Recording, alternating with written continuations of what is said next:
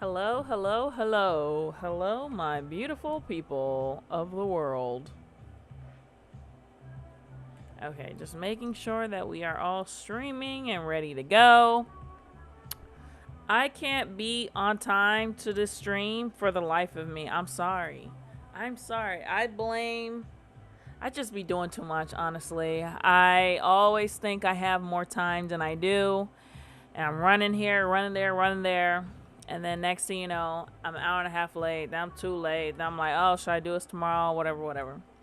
No, well, we're getting it done today. I just need to hear myself. I always think I have more time than I do. And I'm running here, running there, running there. And then next thing you know, I'm an hour and a half late. Then I'm too late. Then I'm like, oh, should I do this tomorrow? Whatever, whatever.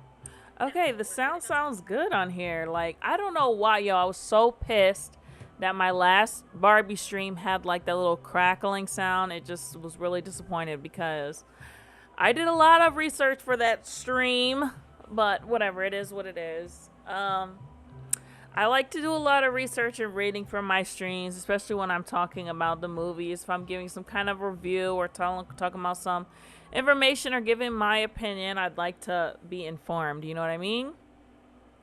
So, today we are going to be talking about all this drama and controversy going on with the new Snow White movie. For those who don't know, there's a lot of controversy going on because um, I'll show you the new Snow White and the new evil queen. It is someone that you recognize and maybe someone you won't. So, starring in this new remake of the old classic is a girl called Rachel Zegler, as you can see her right here. I'm actually not familiar with her filmography. It's more so, sorry, her films. The biggest one I think I know and that you guys might know is West Side Story. She played Maria. Maria is only a girl named Maria.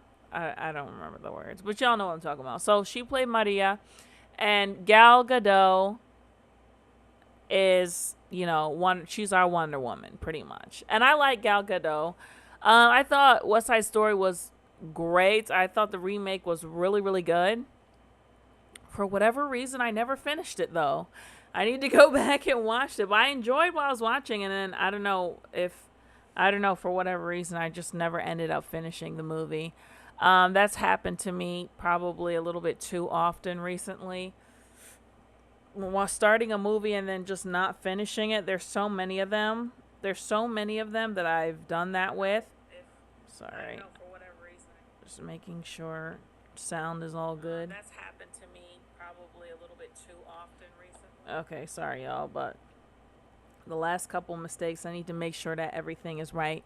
If you're watching the stream, please leave a like on the video. I really appreciate it.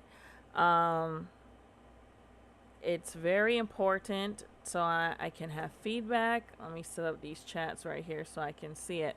But anyway, so there's been a couple things about, like, a lot of people are not really feeling Rachel Zegler, her explanations about the film. And before we actually get into some of the controversies and like watch some of the clips, I do want to talk about Snow White and how, the importance of it, the magnitude of Snow White, because I think maybe a lot of people forget. It's one of those Disney movies that does kind of it does kind of get forgotten a little bit. So, some of the stuff I have might not be on this wiki page, but I had a couple articles. Okay, well, we'll start here. Anyway, so Snow White was made in 1937. It was Walt Disney's first full-length animated film, okay? And this was pretty much unheard of at the time. A lot of cartoons and stuff in those early days would be mostly very short form, like they'd be, couple minutes long. When we see the Bugs Bunny and those old cartoons, those are only 8, 9 minutes long or so like that. So they were always shorts, and no one had at that point thought, oh, let's make a feature film of a cartoon. They didn't think it was going to be profitable or anything like that. And so Walt Disney, the, genius creative that he is, said, no, we're going to do this. It's going to be great. It's going to be amazing, whatever. So they made Snow White. Okay. As you can see here, the budget was $1.5 million. And by the end of it, I think this includes modern day money, it has made $418 million throughout the ages. The movie, of course, back then, they didn't have like DVDs, tapes, anything like that. So they would periodically re-release the movie so that you could go watch it in theaters.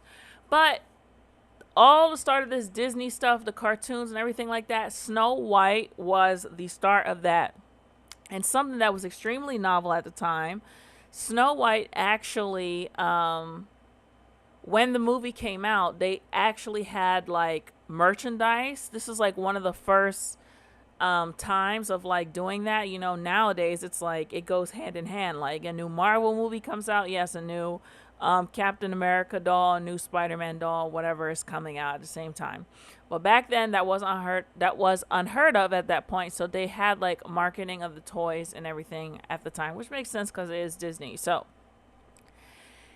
because even with inflation, the movie is still one of the highest grossing animated films. As it says here, you can see the popularity of the film has led to its being re-released theatrically many times until its home video release in the 90s.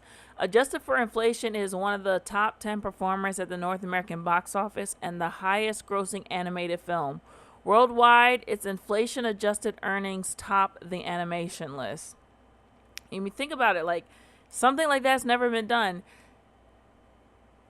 In these times, we should not take for granted the things that we watch in movies that have never been done, because there are certain things that happen, like in The Irishman, Martin Scorsese's The Irishman, or the movie with Will Smith, which did go over a lot of people's heads. Like, I don't remember hearing people talk about that at all, called Gemini. That whole de-aging process, that stuff is new. That's something that we have not, really done before to that level.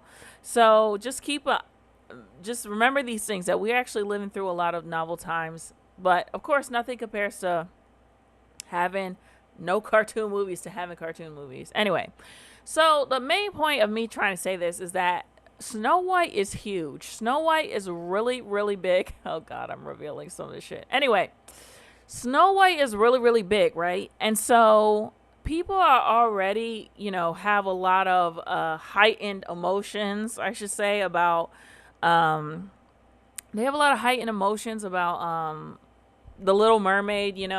People are upset that the Little Mermaid was a white girl with blue eyes and red hair, that it was played by Halle Bailey, who is obviously not that, even though she did a phenomenal job. So people are looking towards these new Disney movies, and they're very much not excited about it. And I feel like it's just not even just like your regular, like, okay, like how super racist people are with the Little Mermaid.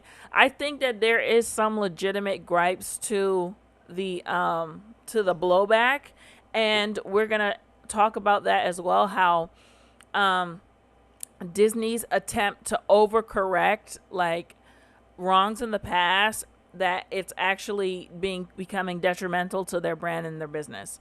So while the Little Mermaid did really well, actually let me see, like I actually don't know how much it's up to at this point. Let's see. Okay, so y'all can see this, right? Okay, so they're up to 567 million. I think it's still in theaters, actually. 567.5 million. All right, what was the The budget was 250 to 265 million. So, um, okay, so yeah, they made some money on it. Usually they say you need to make like double to not only get back what was made for the film, but to actually turn a profit. But at the same time, we don't really know what the marketing budget is for this movie. Um, Little Mermaid. The film for a film with a budget 250 million, 140 million marketing spend. The Little Mermaid hasn't earned back nearly as much as other Disney live actions such as The Lion King and Aladdin. I don't know why, because and I'm not just saying this, hers was the best one. Hers was the best one. The other ones was not as good. Lion King, y'all know Lion King is my favorite movie. I will quote that movie to Kingdom Come. Jeez, what was that for? It doesn't matter. It's in the past. I can quote that movie off the back of my head, okay? That was the best. Lion King is my favorite movie. The live action remake was horrible. It was terrible, okay? It was not good. I didn't enjoy it, and most people that watched it did not enjoy it. Okay? Aladdin, a stinker. It was a stinker. Like, did not like Aladdin. Will Smith, I think the idea of Will Smith as Genie is a good idea, but the execution was not good. It was very cringy. The effects were really not good. It was really rushed, and as they do with a lot of these movies, I just wasn't feeling it at all. Okay?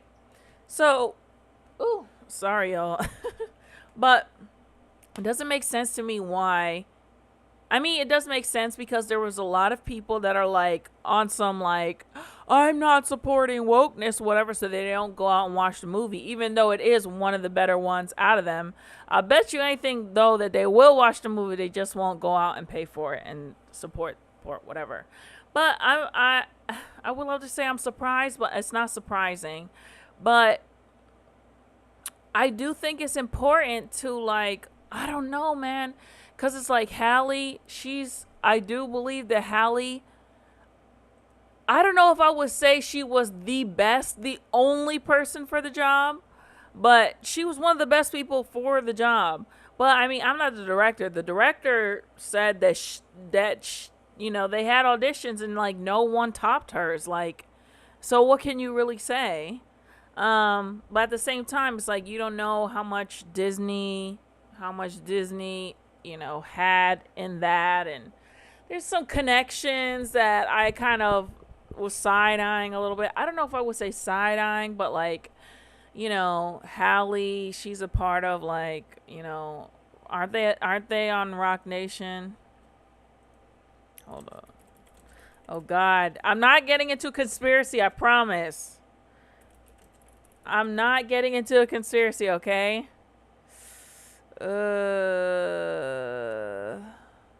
Parkwood Entertainment. So they're assigned to Beyonce, okay? They're signed to Beyonce, right? Beyonce was in The Lion King, and for them that was like a big thing for them to get her to be a part of that project. And that always rubbed me the wrong fucking way, because the movie that we've been waiting on for all these years then became about Beyonce, and it wasn't about like the movie that it was. And it was like you couldn't even focus on the character because the voices just took you out of it, you know, hearing these various actors' voice, which is kind of like what happened with Little Mermaid with Sebastian's character. For me, and a lot of people said this too, so it wasn't just me, but a lot of people were saying that, you know.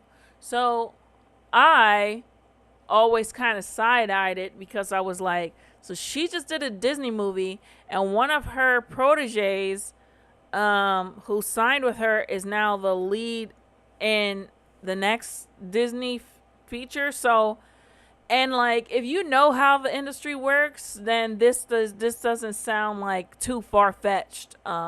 It doesn't sound really far-fetched, but that's kind of like where I was like, okay, I felt like that was a situation of a scratching of backs of some kind or whatever. So, where was I going with this? All right, so Little Mermaid didn't make as much money as it should have. So I feel like, okay, that's what I was saying. Going back to the whole, that the right wing and conservatives have this thing that they love to say called go woke, go broke. And let me actually see if there's like a explaining of this. Do companies that go woke actually go broke? Huh. Let me see. Is going woke killing Disney? I guess. Let's see. This video was brought to you by Brilliant. Disney is struggling right now. Their share price continues to fall, about 20% in the last year, and Disney Plus is continuing to bleed out hundreds of millions of dollars each and every quarter. But why? Well, according to you, the reason for all of this suffering is that Disney got woke. No, really. Last week, we released a video explaining that essentially all of Disney's business units were underperforming to one level or another. I told you that their TV business was suffering as a result of falling ad sales and cord cutting. Their movies were failing to pull in audiences in movie theaters. Their streaming service was hemorrhaging capital and burning out audiences. And their parks, while profitable, were living on borrowed time. It seems that this is a weird ass thought I was having earlier, which is also probably like impossible. But like, I don't know why I was thinking like, are we getting to the end? No, it's not possible. No. Okay, it's not possible. It's not fucking possible. But I was like, are we getting to the stretch of people's imagination? Like, are we getting to the ends of the imagination? I don't think so. But I've noticed, like what I was saying earlier, how I started watching West Side Story and then I just didn't even... I thought it was great. It looked beautiful. It was directed by Steven Spielberg. But I didn't even keep watching it. I just like turned it off. I feel like I'm definitely someone that watches a lot of movies, watches a lot of content, consumes a lot of stuff. And why is the thing that's entertained me the most is Love Island right now. Like watching real people have a dating show on an island or whatever.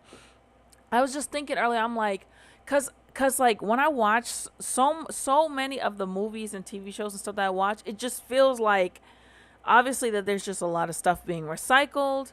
And like when I watch a lot of these movies, it feels like when they made them, that they were made in a very rushed manner, that they didn't take time to like thoroughly flush out stories. And then this is something I've been wanting to talk about. I don't know if I'm gonna fully get into it here. I'm saying that they don't flush out certain stories, but then there's certain other stories that I think are stretched out way too fucking long. Like I just watched, I don't know if any of you guys seen the program. I'm going down all kinds of alleys here. I'm going down Hijacked with Idris Elba. Okay, you guys can see this. Okay. This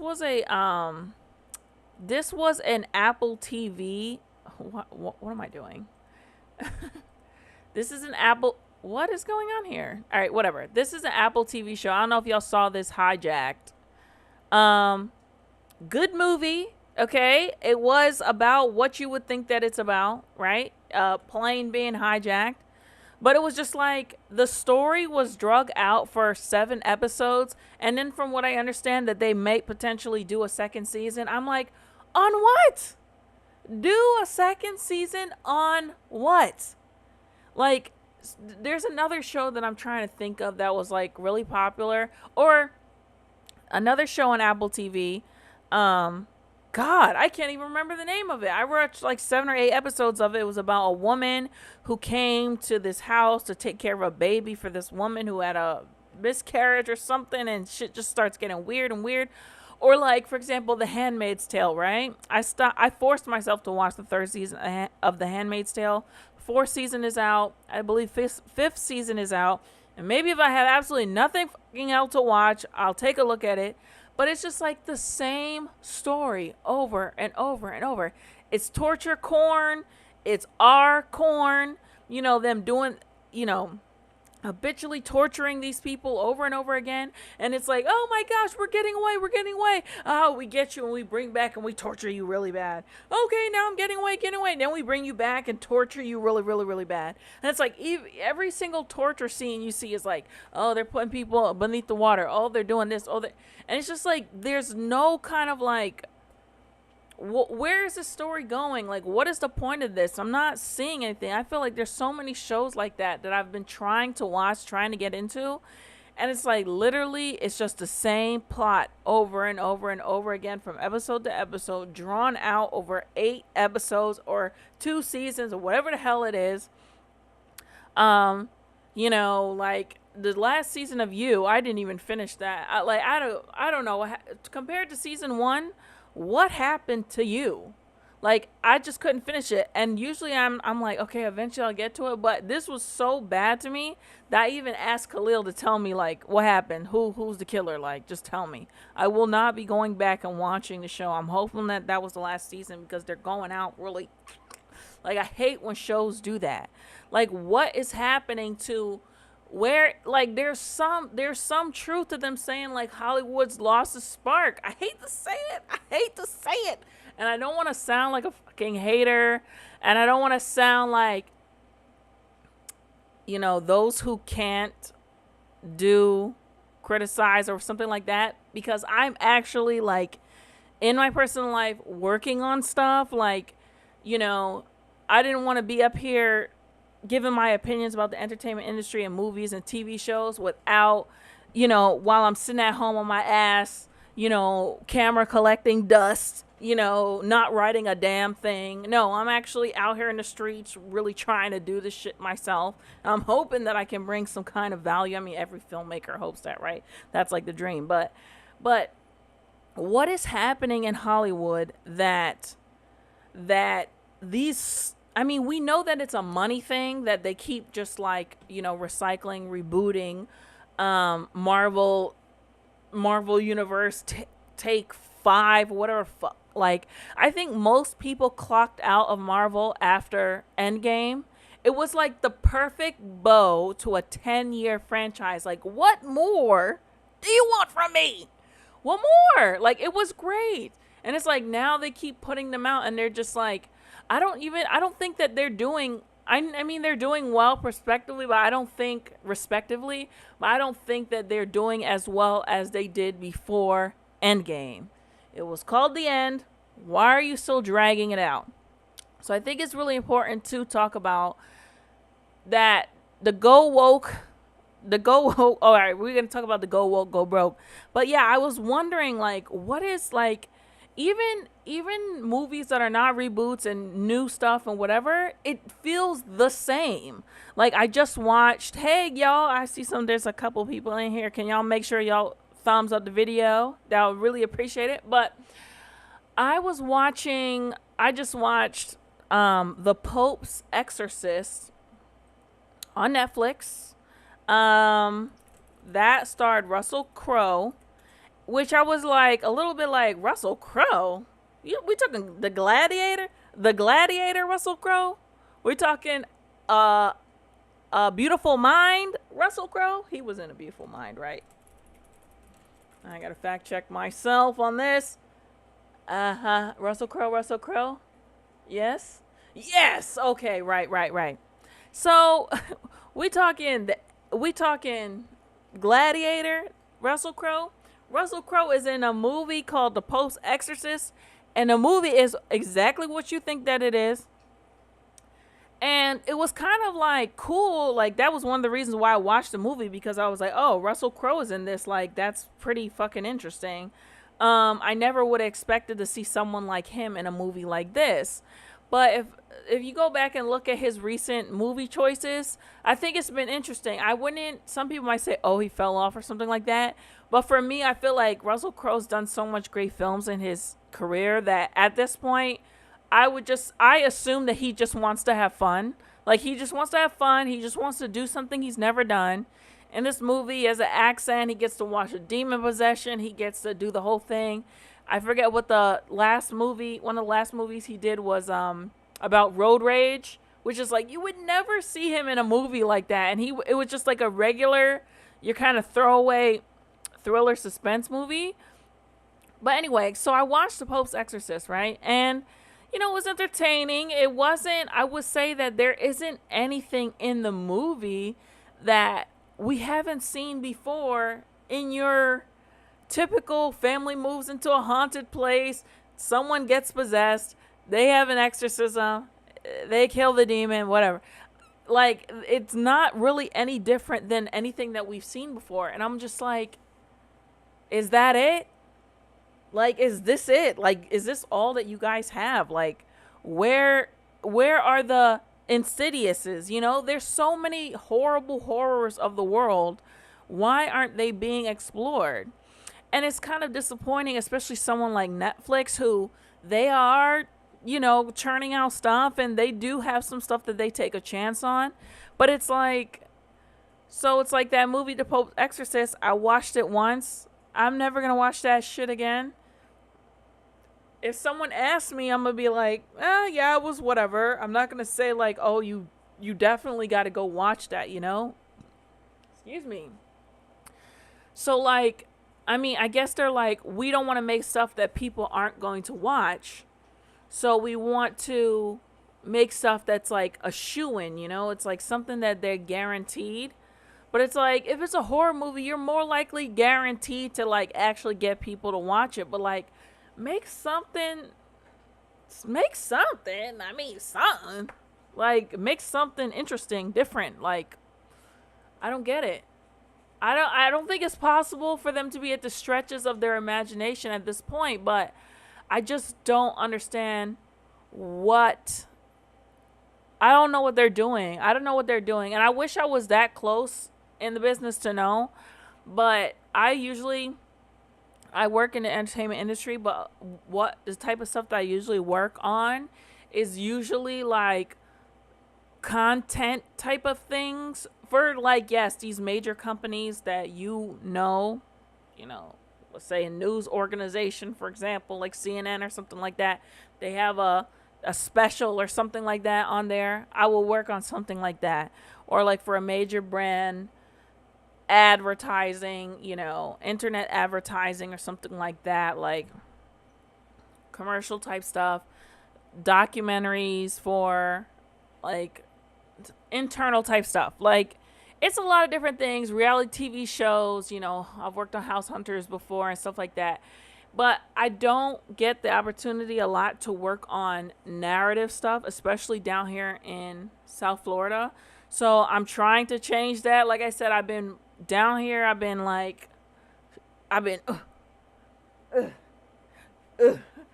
out there trying to run around, meet different people, work on different people's stuff.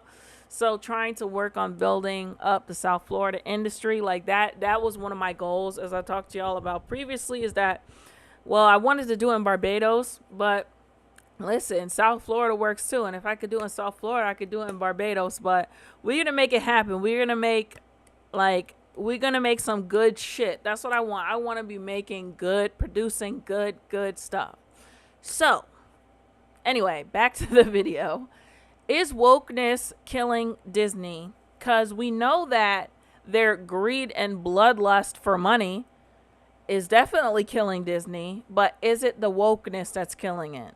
Though that many of you had another fifth reason in mind for why Disney was struggling, with literally hundreds of you suggesting that the real reason Disney was suffering was because they'd gone woke. And this is a popular theory on the internet at the moment. The idea that corporations going woke is turning off customers and resulting in declining profitability. For instance, we've seen companies like Bud Light, who, after working with trans influencer Dylan Mulvaney, were punished for their progressive marketing practices, with the brand falling from the top spot in the US beer market and their owner, AB InBev, suffering from a stock price slump after just one Instagram post. But is the same thing really happening in the media? Well, we ran the maths. We surveyed thousands of TLDR viewers from across the political spectrum to find... Okay, I need to make a comment on that. Let me save this because I definitely want to make sure that I have properly source links in my video.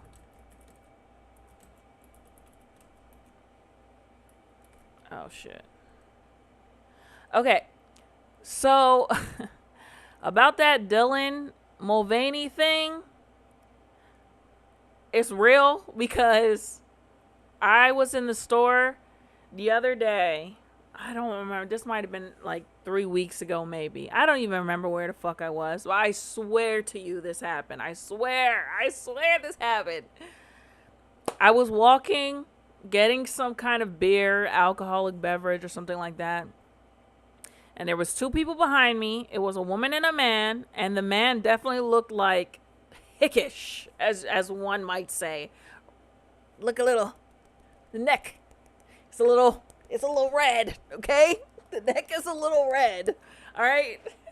I'm sorry. I'm so annoying. But anyway, the woman literally said, you know, they were trying to figure out what they were going to buy. And she said something like, oh, let's get Bud Light. And the guy said, don't nobody drink Bud Light. He said something along the lines of, don't nobody drink that shit anymore. Like, we don't fucking drink Bud Light anymore. So it's kind of, it's true. It's true. Bud Light stock went down, and I really do feel like they pissed off their people with that incident. Most woke movies, and then discover if this quote-unquote wokeness is really damaging their performance, both critically and financially. So, before we start, if you haven't already, please consider subscribing and ringing the bell to stay in the loop and be notified when we release new videos. All right, let's see if they actually went broke. Okay, before certainly has struggled in the box office. Hold on. The thing is, what is woke? Well, it's traditionally been defined as someone who's alert and concerned about social injustice and discrimination. But to determine how this actually applies to cinema, we scoured Reddit and Quora conversations to find the most frequently cited reasons for wokeness. Yes. And from this, I wanted to talk about this more in depth on my own. But look, I tried, y'all. I probably didn't try hard enough. But I tried to find a source that I could depend on. He did it the best way, that going on the left and going on the right and figuring and kind of deducing what wokeness means and is by process of elimination and like kind of, I guess would say like, what are those graphs where you find like the overlapping kind of lines? I just didn't have the wherewithal to actually do it, but I tried very hard to find an article that wasn't super biased leftist, super biased rightist to it, and I just could not find it. So this guy definitely did it the best way. Oh, I'm clicking on this like. Together a list of factors which could be accused of making a movie woke. With this in hand, we put out a survey where we asked thousands of TLDR viewers if they thought these features really made a movie more woke. And having crunched this data, there are 7 things which make a movie more woke. And they are the discussion of trans issues, male privilege and white privilege, race swapping and gender swapping, and the discussion of issues related to sexual orientation and toxic masculinity. Although if you filter for just those who self-identify as right-wing, that order does change a little. So with... Okay.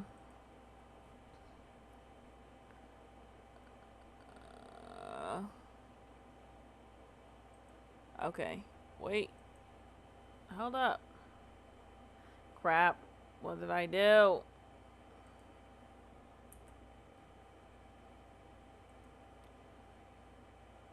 Wait. Okay. With these factors in mind, and with a slightly clearer definition of what makes cinema woke, which movies are actually the wokest? And does Disney really produce most of them? Well, to find out, we pulled together a list of the 60 most recent releases from Disney Studios, as well as from Universal, Warner Brothers, and the Mouse's animation rivals over at DreamWorks. A list of movies which looks like this. Now, to assess their perceived wokeness, we asked survey respondents to tell us how woke they thought these movies really were, allowing them to also skip movies this that movie they is weren't familiar recent. enough with to make 3 a true days judgment. ago. Now, using these numbers and shit, using 'cause I'm this like, wait, equation he got more Barbie in specifically, here. we created the TLDR Wokeness Index. It's not really a trademark, it just looks more fun that way. This index, which produces scores between positive and negative he went in. 200, He went gives us in. an indication of how woke each movie went is in on determined to this be video. by the thousands of people who took this survey. The question being, which are the wokest movies on the list? Well, the top 10, according to you, are Turning Red, Mulan, Strange World, Lightyear. But here's the thing. It's like, yes, it's wokeness, but it's like, why can't people tell stories about their experience? Like, why does it have to be like it would be ridiculous to not obviously see that when movies tell the experience of, like, let's say a white male and it doesn't have any of this stuff in it and it just shows his real life, like, it's fine. Everything goes over. Like, there's no kind of outrage or anything like that. But the second, like, a different group of people tells their shit the way that they want to tell it, then it's a fucking problem. Like, just don't go see the movies. Like, that movie Sound of Freedom, I haven't seen that yet, but I am going to see it and then probably do some, like, talking about all the controversies around it and, you know, different thoughts of people's, what people think. But, like, I'm so glad that Sound of Freedom came out and that them people can shut up and go see that movie. And I wish more movies, I wish the right and the conservatives and all these anti-woke, anti-Hollywood hating people would band together and make their own fucking films so that we don't have to hear them crying all the time about how they don't have stuff that they want to watch, that they want to see. Y'all the same mother effers that want to tell someone to pick themselves up by their bootstraps. Okay? Why don't you pick yourself up by the pencil and go on and write a damn movie? Okay? Go on and write a damn movie. Like, go do it. So, a lot of the people that complain, they don't think writing movies and making movies is a real job. They say go get a real job. They say learn to code.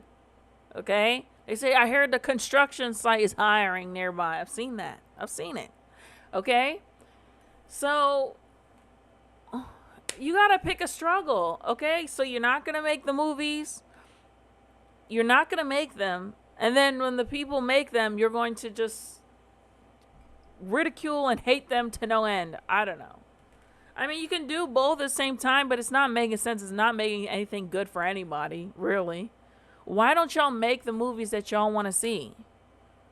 I mean, y'all will probably be the only ones seeing them, but it's worth a shot. I feel like it's worth a shot. I wish more point of views, perspectives on that side would make the movies so that they could support them and shut the f up. Okay? I don't think Turning Red was that woke. Like, it was literally about periods. And so what? Why can't girls have a movie about fucking periods? Boys have movies about playing hockey, right? Sports movies, whatever. Our adolescence is different. Why can't we? There's plenty of coming of age boy movies. Why can't we have a movie about our puberty and adolescence? Why? What's the problem? Why is that an issue? Indiana Jones and the Dial of Destiny, Black Panther 2, The Rise of Skywalker, The Last Jedi, Barbie, and The Little Mermaid. On the other They think The Little Mermaid is more woke than Barbie? end of the spectrum, though, movies like Spider-Man No Way Home, the Super Mario movie, Cocaine Bear, Puss in Boots, The Last Wish, and Oppenheimer make up the bottom of our list. Yeah, and I would have loved, I don't know, man. I'm already up to 40 minutes. I didn't want to be on here all night. Yeah, Oppenheimer, see, that's the problem I have. Oppenheimer, it's not woke, right? But it's sexist. Why? Why does it? See, that's an issue, man. Oppenheimer. So this is the problem. I understand the whole thing about saying, like, let's not say that masculinity. God, I'm sorry for this weird, tired Southern accent I keep having every 500 words. It's not that, I fully understand when people say, like, saying masculinity is toxic, is harmful. I agree with that, okay? I agree. But the fact that y'all are saying that Oppenheimer is, like, on the bottom of, like, being not woke when it has quite a bit of sexist elements in the movie, it's like... So I'm assuming that not woke is neutral, right? And so why is neutral sexist?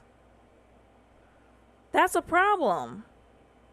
And I will continue to talk about this shit because I've seen it, so now I see it everywhere. It's fucking horrible, and it actually really impacts people and women, and I love analyzing this shit. It's at the bottom, and it has sexist elements in the movie, and there's hardly no women in the movie at all. So that's why it's not woke, because it doesn't have women in it. And in fact, as we're going to get into later, there were hundreds of women, if not thousands of women, that worked on the Manhattan Project, which was the atomic bomb. And they were not included in this movie. So, let's go.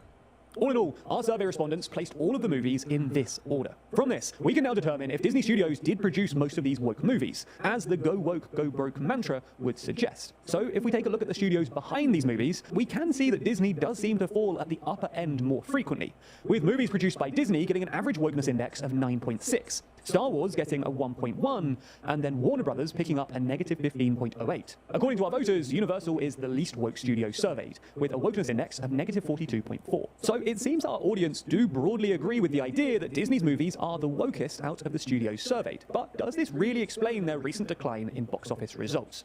As I said in the intro, Disney certainly has struggled in the box office recently, seeing more than a few movies coming in under expectations.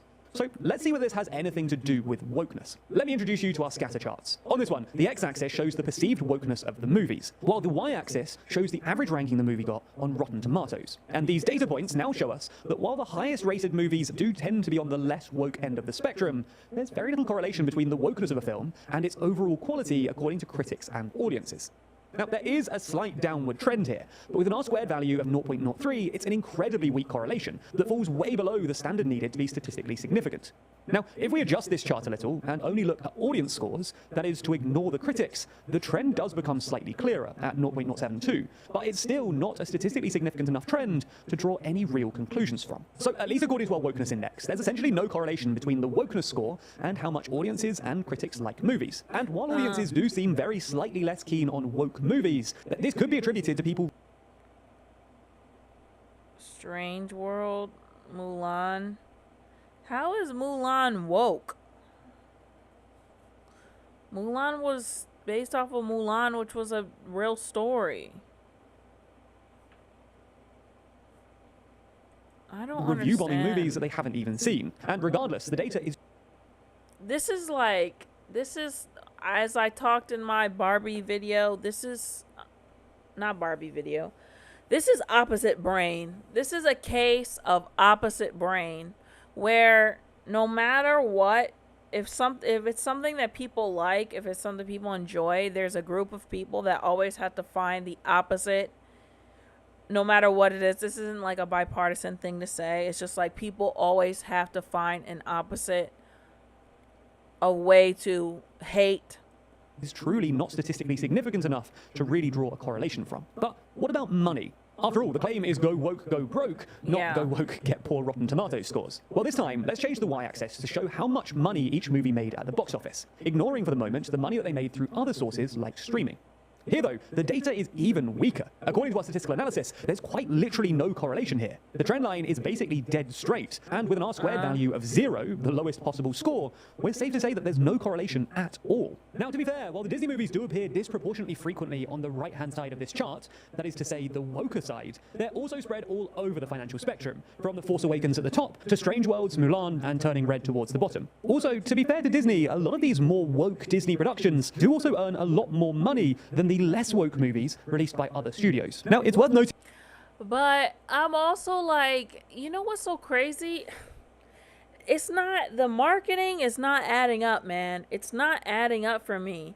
They're saying they're spending all this money on marketing and all this stuff. And some of these movies, I didn't even know that they came out. And I'm someone who's extremely plugged in. I'm extremely plugged in. And I mean, I don't know if it's my YouTube, but they're not putting that trailer on the front of my YouTube page or in my TikTok feed or anything like that. And I have lots of film related stuff. So I don't know. The movie business is just crazy. I can't believe that it's 45 minutes into this and we haven't even gotten to the shit. I've got issues. Anyway, so a lot of people are really upset about this Snow White going woke. Actually, no, this is good because I wanted to talk about the going woke, going broke thing and my opinions on it. So there's a lot of controversy. A lot of people don't like Rachel's vibe, and it's largely from two of these clips. These two. Hold up. There's.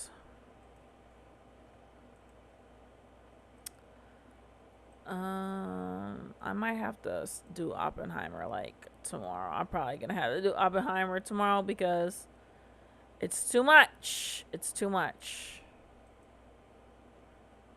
Okay, there. Yes. Okay, so I got them. There's a couple clips of her that people just really are not feeling. Here's one of them.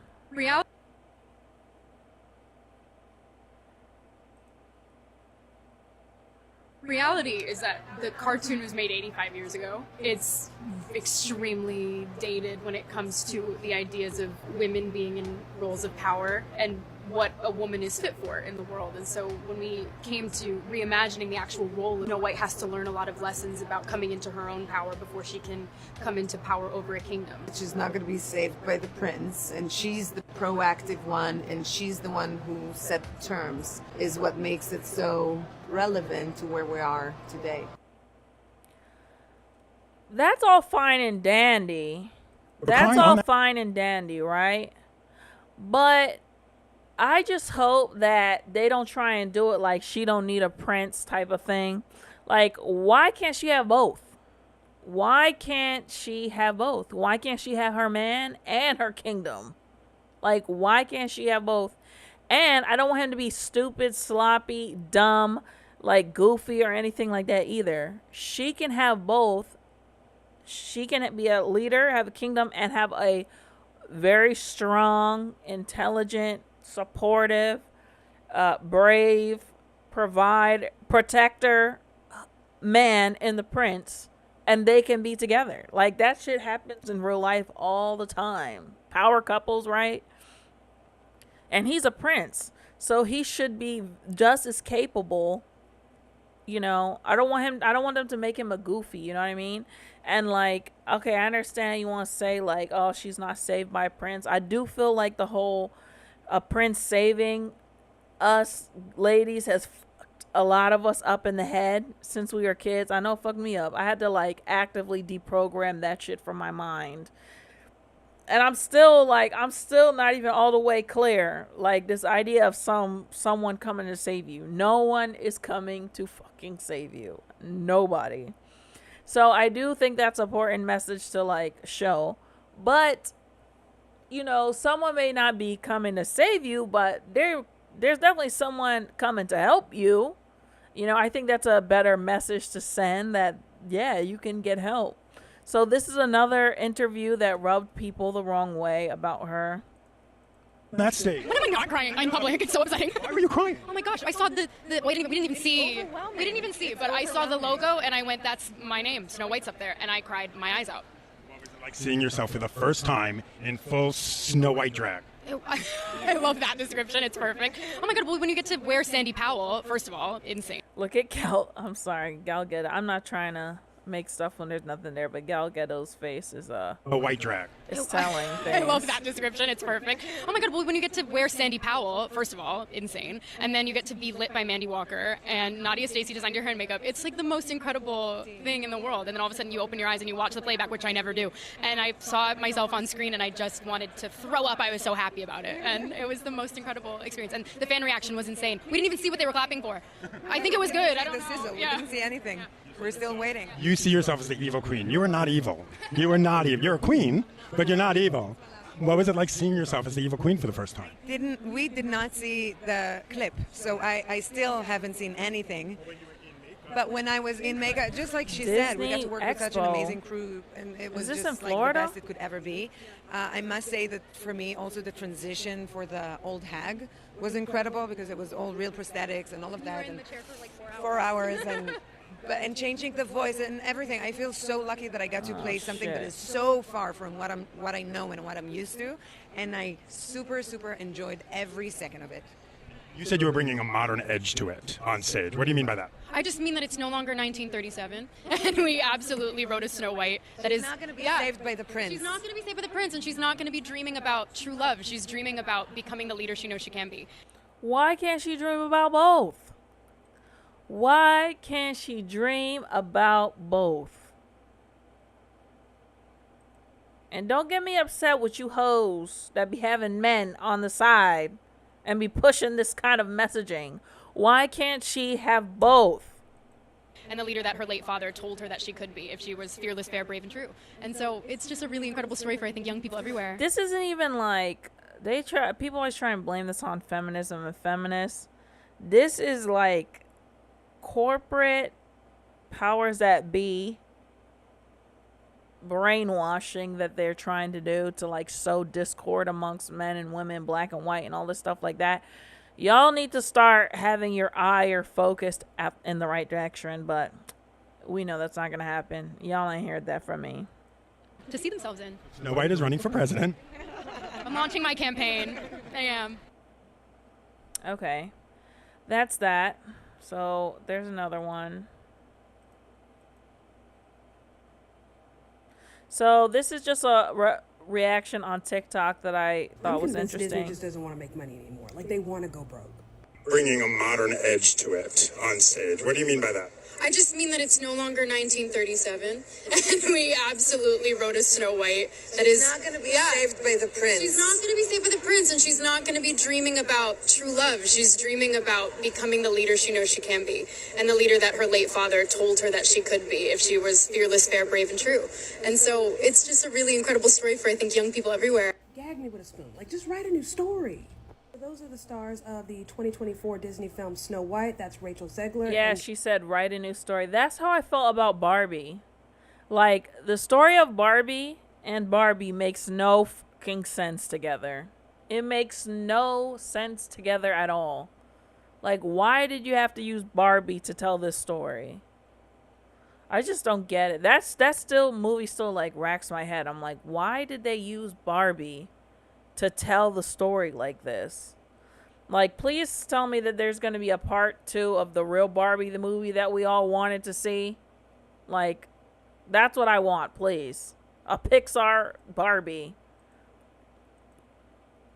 I don't get it. Like, is it narcissism? Like, what is it with these people? Like, y'all don't want to make stuff that we're going to enjoy. It's like you just making it because of, like, I don't know, your own feelings, which is like, it's important to do that, but it's like you also have to think about an audience too. Like, you need to be making a movie that you think people will enjoy. And Gal Gadot playing Snow White and Evil Queen, respectively. God bless America. No one's listening. Like, have y'all learned nothing?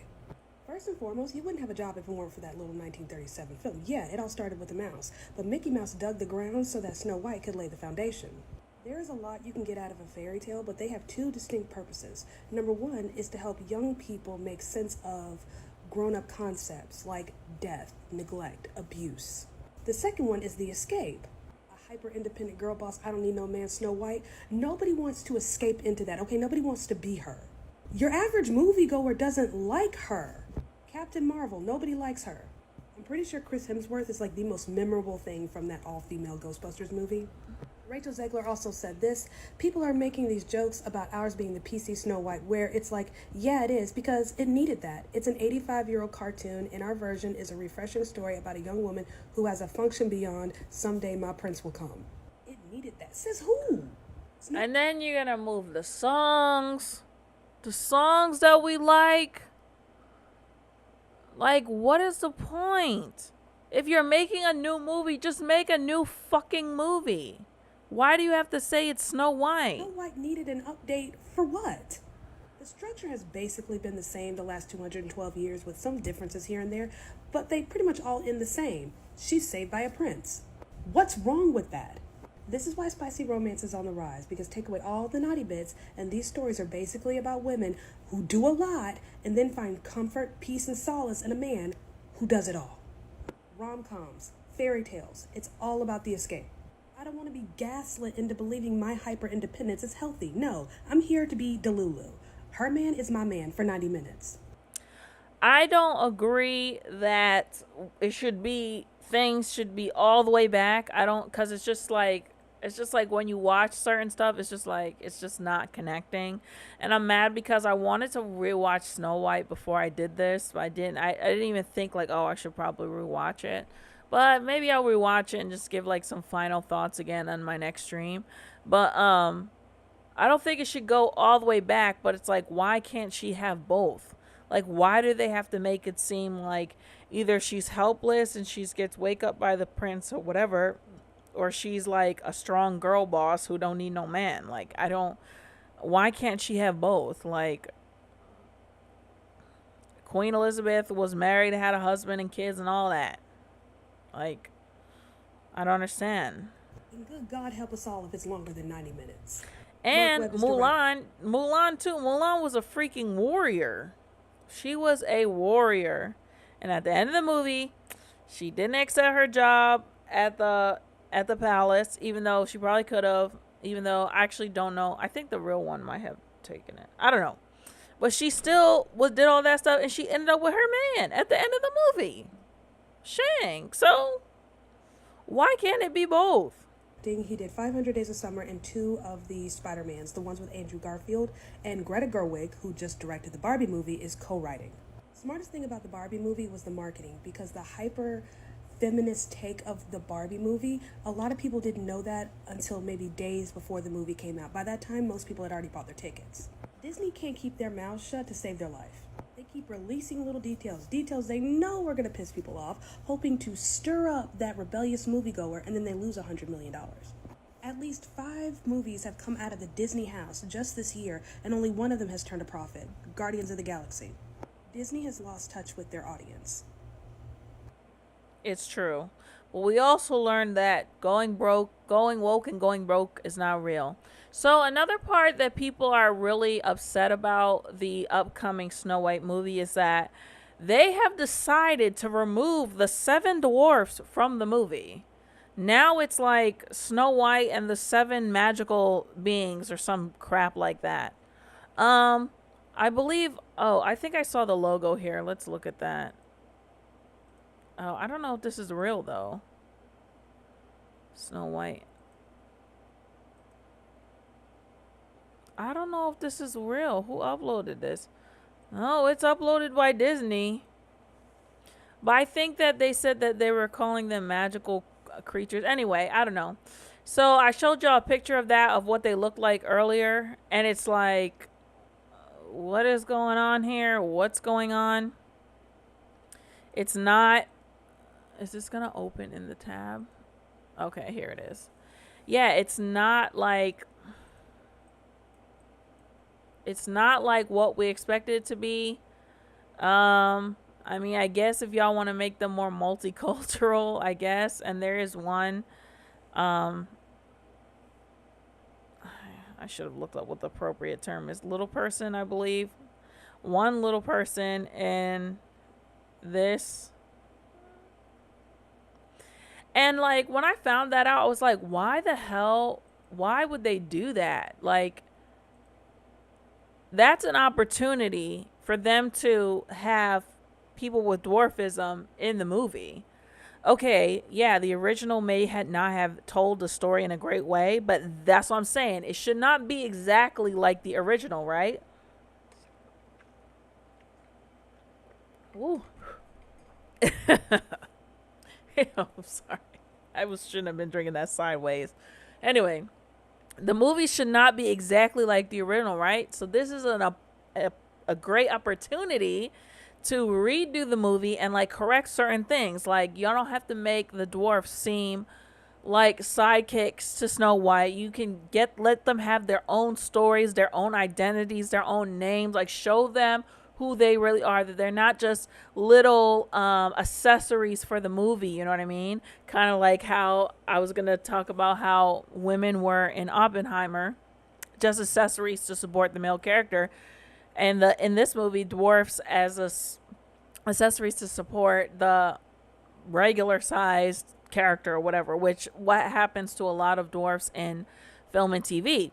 One of the people's most favorite characters was Tyrion Lannister from Game of Thrones, which is something Dinklage. I forget what his name is, but we're going to read about him in a second.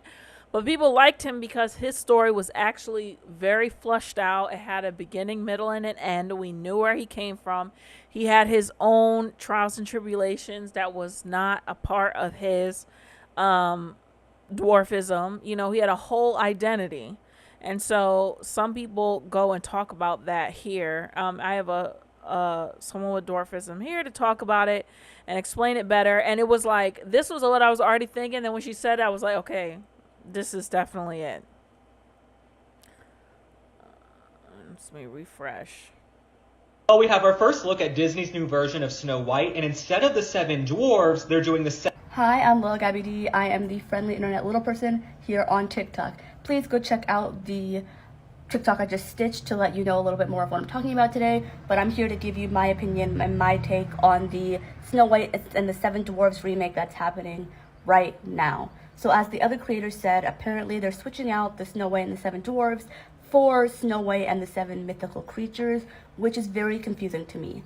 Although Snow White, that whole film, is not the best representation for little people, don't even get me started, it still has little people in it. So the fact that you are taking them out and replacing them with average type people, i.e. erasing them from the media in general, is not okay with me. Secondly, if you are going to cast little people in these roles, make them multi-dimensional. Do not make them just one thing. That's what they were known for. They were given names that they were only allowed to be one trait, and that is not what a little person is. So if you're going to hire little people, which you should, because these roles were meant for us and made for us, although we deserve main character energy, give them main character energy. You know, allow them to explore these characters. In other Disney remakes, we've explored things that haven't been explored before. In Beauty and the Beast, the remake with Emma Watson, they showed you the story about her mother. We didn't know that in the original. So now in this original, or in this remake of Snow White and the 7 Dwarves, allow the 7 Dwarves to have more of a story. Allow them to have more of a arc, and show them for being more than just Snow White's sidekicks, you know? Maybe even spin it to where they are smarter and cook better and get along better with animals than Snow White ever did. And maybe they teach her, you know? This whole thing is just very near and dear to my heart because for the longest while, that's the only representation I had, you know, and it's not great. So now that we're having the chance to fix it, now that we're having the chance to remake it in the right way. Allow us to tell our stories. Bring little people to set. Cast little people. Allow us to tell you things, and maybe we can even dive into dwarfism and what that's like in this film, you know, so that kids can see it from a young age. So that's all I have to say. That's all I can think of right now. If I have any more thoughts, I will let you guys know. Please let me know your thoughts in the comments. But again, if you're going to make this film, cast little people and make them multi-dimensional characters, because this might be the first time a kid ever sees a little person on screen, and we do not need to be stereotyped again. You're having a chance to remake this film. Remake it right. Please, Disney. Okay, leave all your thoughts and questions in the comments. So, yeah, obviously, you know, she explained it as best as possible. Like, why, I don't understand why they would miss an opportunity to tell the story, but there was a little bit of, there was some, I think that it's possible that Peter Dinklage, what he said could have had something to do with it. Because he like basically panned the characters when it came out. So I have this article. I'm going to, let me see.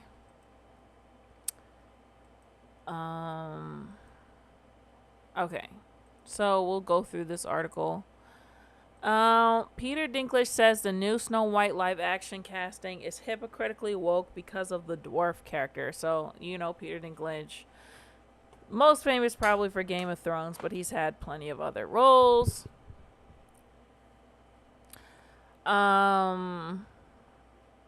The actor Peter Dinklage said he was taken aback by what he sees as hypocrisy in the plan for Disney's live-action remake of Snow White, starring a Latina actor, Rachel Zegler.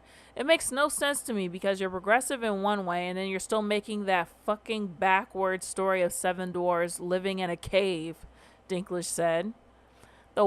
The subject came up after Dinklage and Marone spoke about the effects of politics on comedy and the premise of woke comedy versus anti-woke comedy. Something Marone said was effing ridiculous.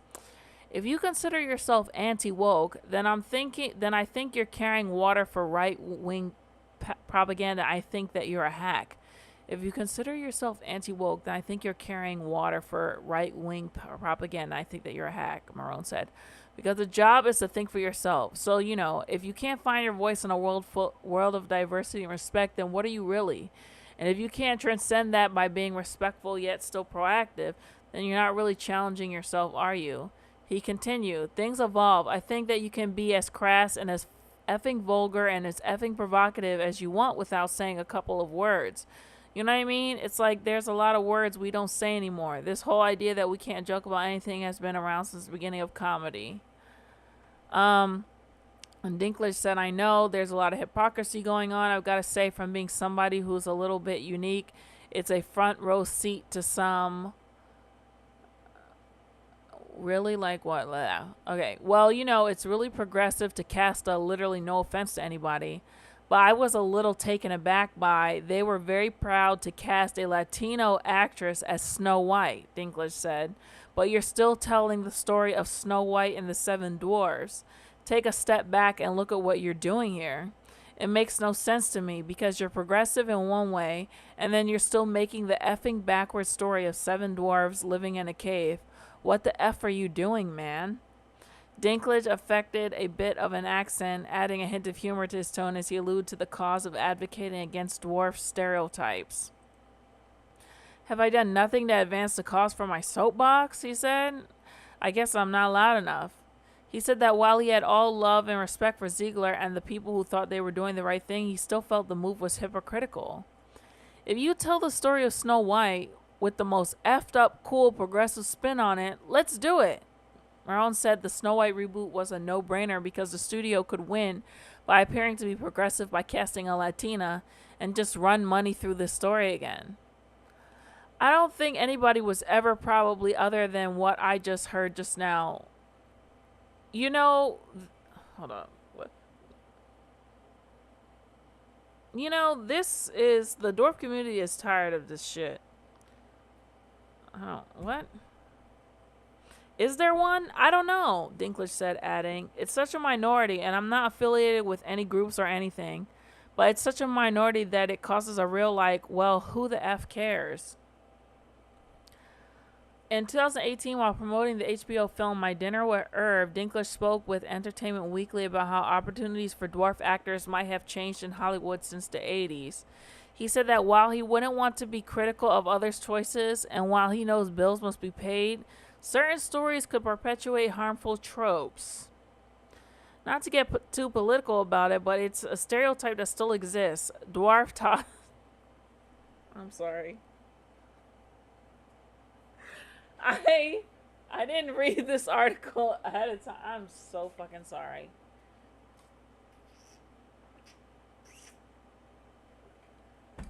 I don't even know what that is. Dwarf tossing still exists. There are still people of my size dressing up as elves at Christmas time. And if everybody continues to do that, then it won't stop. But my daughter doesn't think I'm a mythical creature. Unicorns don't exist, but I do. It's tricky what we put out there to perpetuate for future generations. It's actually so true. And I'm like, this seems like a no-brainer, right? Like, why wouldn't Hollywood jump on something like this? Tell the story of a little person or someone with dwarfism. Like, tell their story. Like, I'm sure someone has a script out there somewhere. None of us have heard a story like that. Why couldn't you do something about that?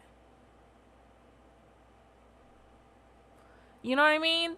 It's like, I mean, obviously, I just came up with that idea. But, I mean, I probably didn't make it up out of thin air. Obviously, someone's thought of that before me. But it's clear that, you know, the stress of the imagination is not all the way stretched out. You know what I mean? So, anyway, I think there was one more. Okay, so what's his name? Wee Man from Jackass. I'm sorry, I'm showing you guys all this shit that I wanted to talk about. So Wee Man also had some comments about the movie as well. Just make sure you guys can see this. You're replacing jobs that people could have as little people. Okay. Snow White and the Seven Dwarfs, it's for dwarfs. Why are you hiring Snow White and the 7 average people? They want to make it right. They redo the movie and they recast. Okay. Sometimes they have to lose. They lost it then.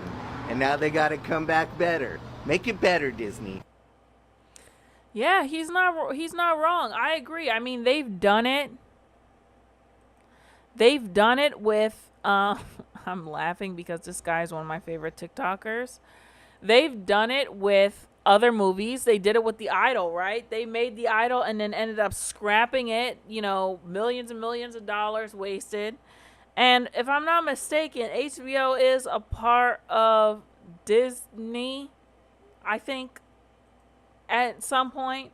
Yo, I'm telling you, these companies have such a crazy monopoly. They might be a part. Oh no. Oh, it's owned by Warner Brothers.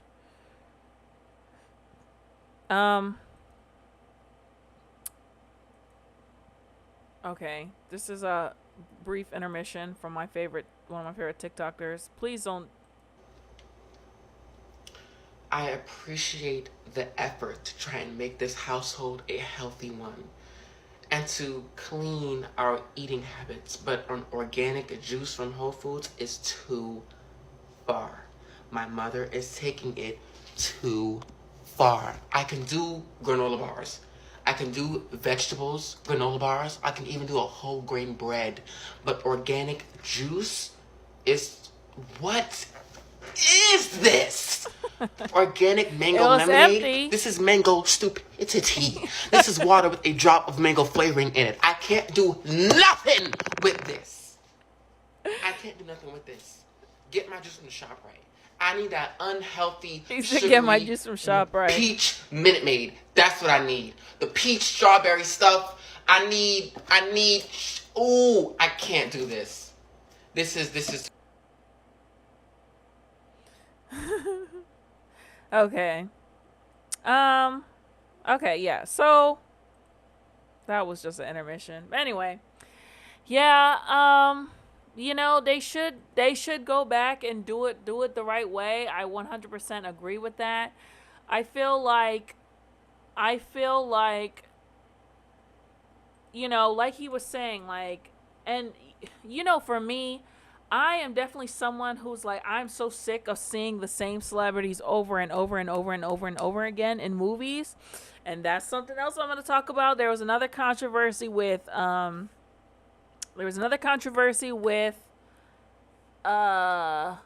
what's his name? Bradley Cooper doing some prosthetics for an upcoming movie that they have deemed Jew face because it was a prosthetic to make his nose look larger, which is like, why? Okay, so you're playing a Jewish person, so so they have to make, you know, they had to put a prosthetic large nose on him for him to play a Jewish person. And so it kind of sent me on a tailspin, and it's been a working theory that I've been going on in my head about how I don't believe every actor can play every part. Okay, I know that's controversial to say, and I know a lot of actors will probably be like, what the fuck, I can play anything. You know, actors like Scarlett Johansson have been saying stuff like that. I can play any person, any tree, anything that I want to play. I don't think I agree with that. And if y'all watch my Barbie rant video, you know I don't agree with that, okay? Ryan Gosling, I will go to the mountains with this. Ryan Gosling should not have been Ken, okay? He was too old to play Ken. He didn't have the look. He didn't have the hair. It just was not. No. He was not Ken. And that role of that movie could have made someone's entire fucking career. Someone's entire fucking career. As well as Barbie, too. Margot Robbie did not have to be Barbie. She could still produced it. They could have still wrote their dumb crap that they wrote in that movie. And that could have made some girl entire career. There are 100 Kens out in Los Angeles waiting tables, okay, behind bartending, who are phenomenal actors that could have did freaking well in a role like Ken or whatever. Or like I said, this movie that Bradley Cooper, that there was a lot of controversy. There is freaking hundreds of actors in between America, Canada, the English speaking world that were the same age, that probably look exactly like the person that he's supposed to be playing, but they had to give it to Bradley Cooper. Like, I don't know. I'm like that whole, everybody can't play everything, you know? And it's like creating this super unbalance in the industry. You know, of course people want to work with their friends, and of course, you know, you want to bring certain people to certain movies because you know that certain actors will attract proper audiences. You put Tom Cruise in a movie, you know, Tom Cruise audience, you know, people are going to come out to see Tom Cruise riding bikes and jumping off stuff.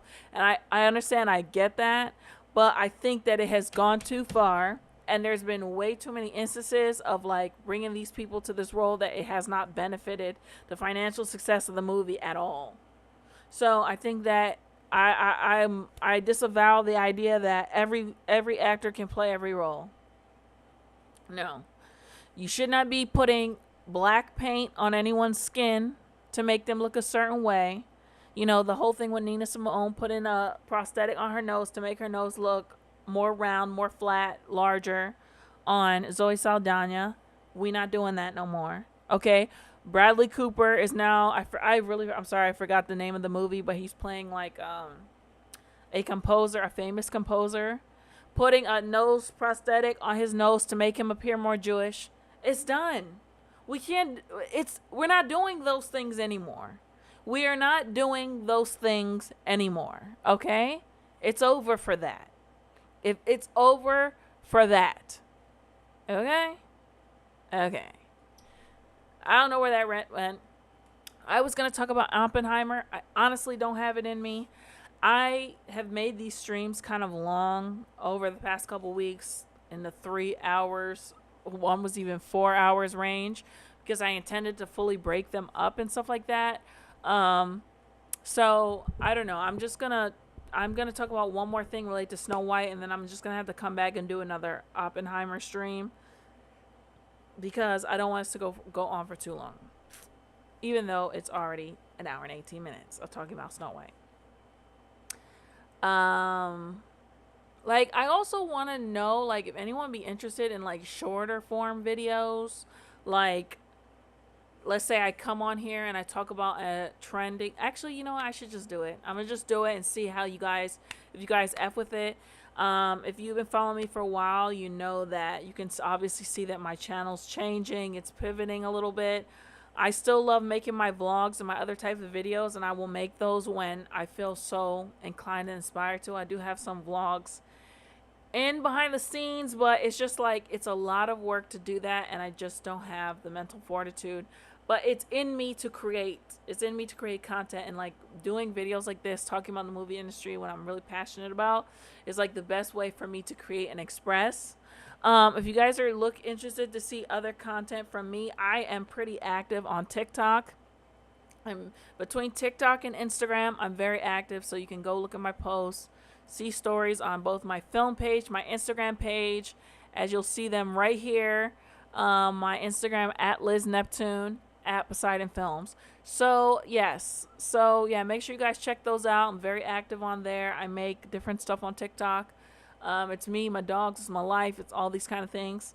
And so the final thing I did want to talk about was in relation to Snow White. I was like, what kind of shit is this? This is some evil wickedness going on. Is this Christopher Nolan stuff? Oppenheimer things. Okay. Okay, right. So, this article says Apple will not buy Disney. This is August 10th. This is Apple is interested in buying Disney. According to insiders, this is August 16th, so this is most recent. And this is August 9th from the Hollywood Reporter. So, I don't know if we can believe the Daily Mail. Let's go with, I'm going to just go with who I trust the most. Let's say the Hollywood Reporter. Okay, this is fucking terrifying. Okay? Ooh. Actually, there's something else I want y'all to see. That if you have a moment, oh shit. If you have a moment, I should have had this link up. There is a, this is some stuff that we really, all right, this is some seriousness right here, right? So on one of my Facebook groups, they posted a link that the FTC, the Federal Trade Commission, was asking for people to leave their thoughts and comments on a new monopoly prevention guideline. What is it called? Not just monopolies. Antitrust laws. This is really, really important for people to make sure you leave a comment.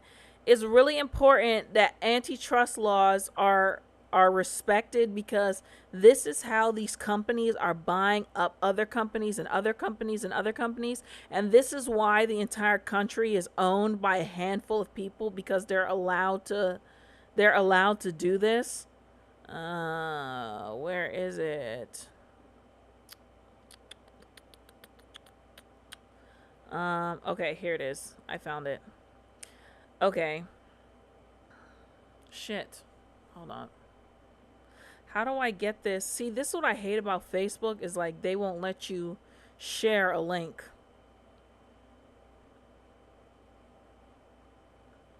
Facebook won't let you share a link. This is some bullshit.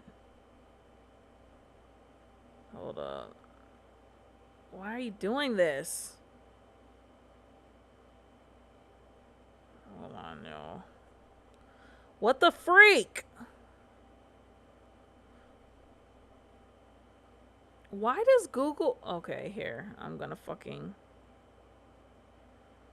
tweet. Oh, God. Do I have to tweet it? Oh, my God. Why won't Facebook let me get this link off of Facebook? Okay, that can't be real. Facebook won't let me... Facebook won't let me share link to Safari.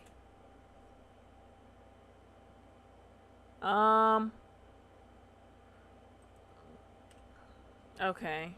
I don't need to be looking this up right now. All right, I'm going to post it. I'm going to post it in the comments. Why the fuck can't I share this shit? Excuse my language, y'all. Why? Regulations? Oh my God. This got to be a joke. Draft merger guidelines for public comment. Okay. The FTC and the Department of Justice seek comment on draft for merger guidelines. So you got to go on the site. The draft update. Hold on. Okay. So yeah, they have the guidelines. I know this seems like it's kind of off base, but it's going into this Apple thing, so it's not really. But like I was saying, it sounds kind of boring, litigious, I guess. But this is the reason why, like I said, our entire country is owned by like a handful of companies. This is why entertainment and media is owned by a handful of people. The food industry is, you know, the cell phone. Look how many cell phone companies we have. T-Mobile. The fact that T-Mobile was able to buy Sprint is so fucking crazy. Now we have T-Mobile, AT&T, Verizon. That's it. maybe Comcast. I think Comcast. All the other ones have like effed up service. It's just like, is it even worth it trying to do that? I just recently switched over to Verizon from T-Mobile. And I remember at the end it was like, can we do anything? I was like, no, I told y'all my issues that I had multiple times, and y'all never tried to do nothing. And now that I'm actually leaving, now you have something. You want to roll out the red carpet and stuff like that. And they were like, yeah, but you've been a customer for 20 years. I'm like, oh yeah, it's time to go. It's time to fucking go. There's no one I want to be giving my money to for 20 fucking years, okay? It's time to go from y'all. And if I end up hating Verizon, then I'll go to AT&T. If I hate AT&T, I don't even want to go back to... I'll do 20 years of Verizon, 20 years of AT&T, and hopefully that takes me on out, okay? Like, or hopefully by then I don't give a F and I don't have to have a cell phone. Because y'all, if I did not have to use this for work, I would cut this off. And honestly, I'll get to a point where I can actually do that. I'm going to get to a point where I don't have to... I'll get to a point where I actually don't have to use this. Like, I could just have maybe everyone on an email basis where I don't actually have to maintain the shit, because I'm just sick. I'm just sick of these people, and I hate being connected to them in any way. These corporate conglomerate companies, I hate them. It's because it's like they have you by the fucking collar, and there's literally nothing you can do about it. And just the idea of it, it just messes me up. I'm sorry. Anyway. You should go and find this. I'm going to post the link in the description box to make sure you don't have to read the whole guidelines, but you can read this. And this basically explains, what the 13 guidelines is. Mergers should not significantly increase concentration in highly concentrated markets like cell phones. The FTC is not worth a damn. Like, you should still comment, but like, for me, it's like...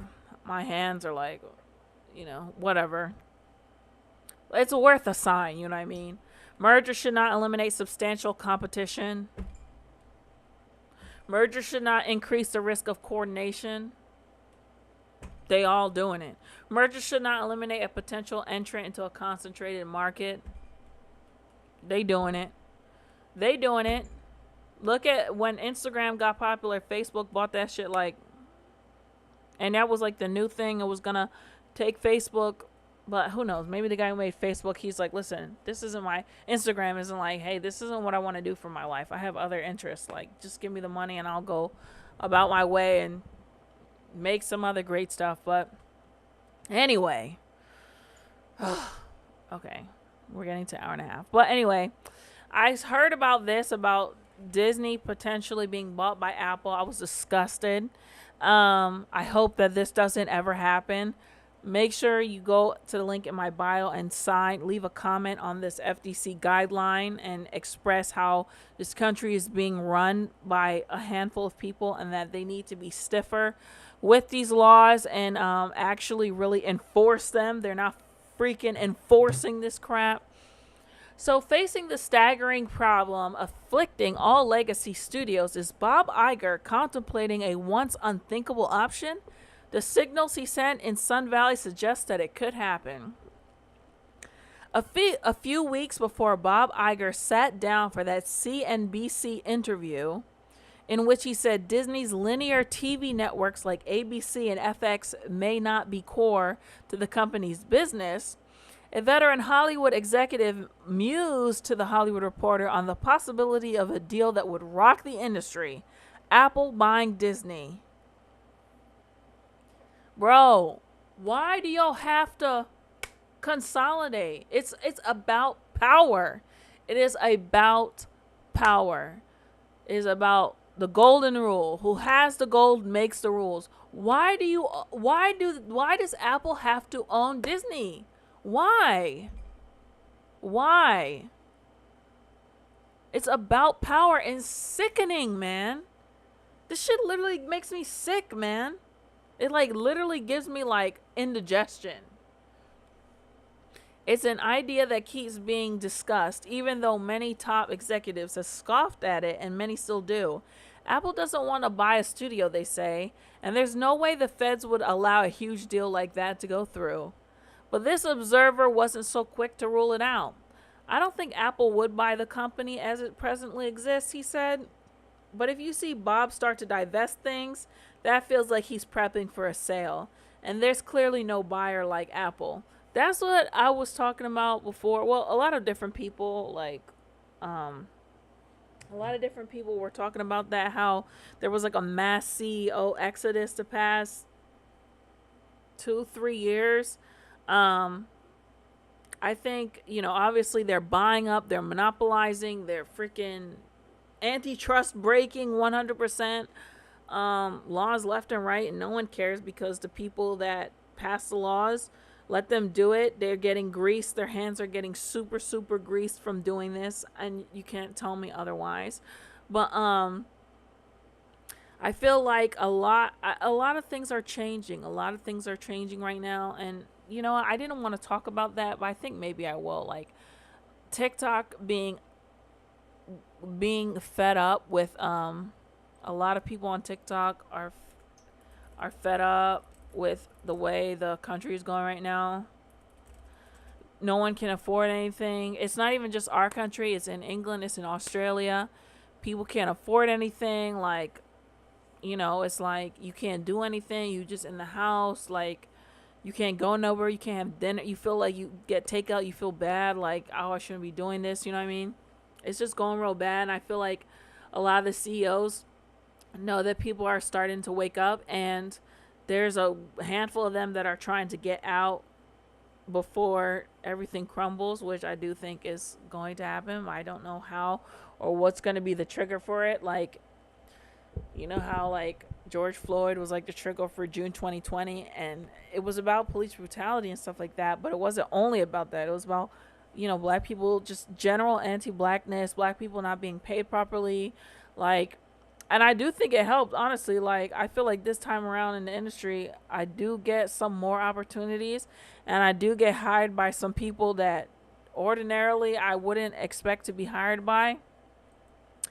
A lot more than I was. I mean, maybe my skills have gone up compared to a couple years ago, which I think that they have, but I don't think significantly to only certain people hiring me, usually people that look like me, or what do you call communities, disadvantaged communities, discriminated against communities, versus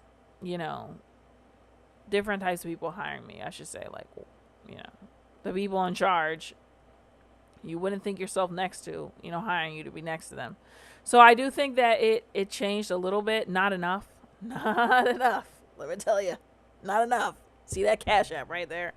But yeah, I don't know what it would take to set something off. It would be something like that. It would be something that set it off like that. Kind of like how in France, when they tried, I need to find out if it actually went through, but when they tried to raise the retirement age, and that was just like, they was like, all right, that's it. I'm done. We're going to protest. They were like, all right, I'm going to head out. SpongeBob meme. All right, I'm sorry, y'all. I just be going on my little tangents, my little asides, my little head turns, just talk about random stuff.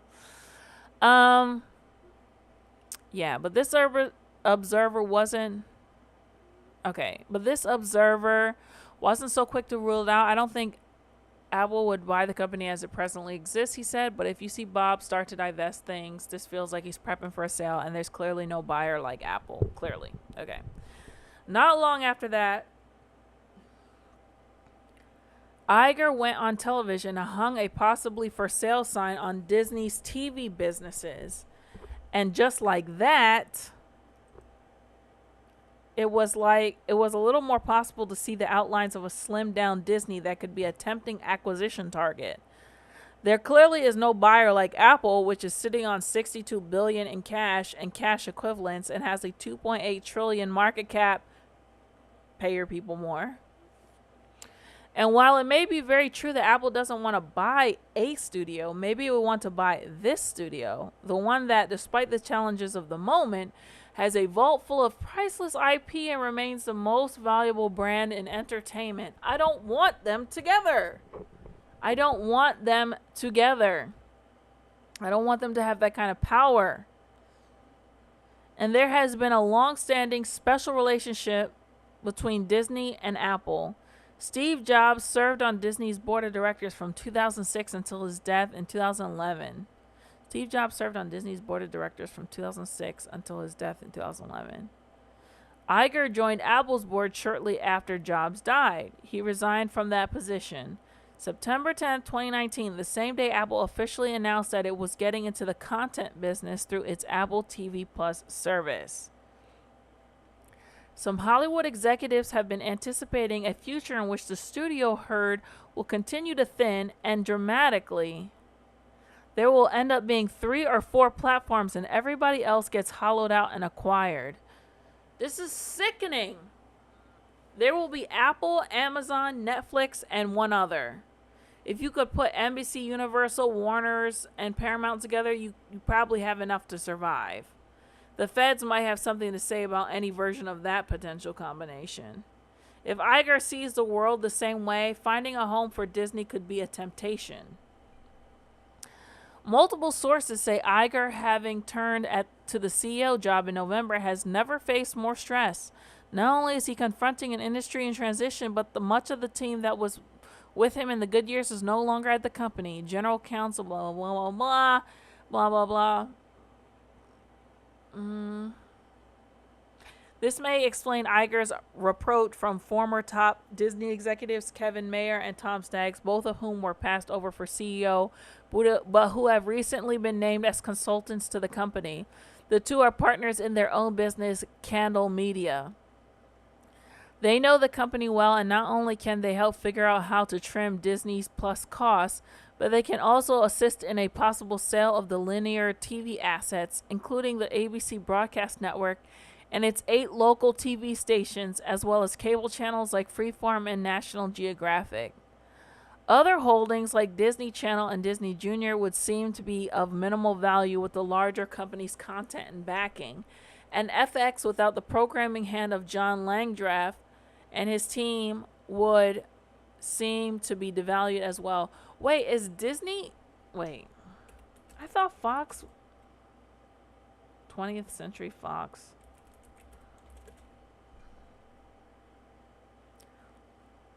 Yes, okay. Disney... Yes, Disney owns 21st Century Fox.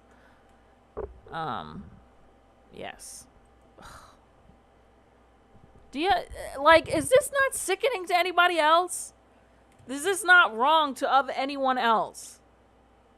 How is this not breaking antitrust laws? Like, I don't understand. How is this not a monopoly?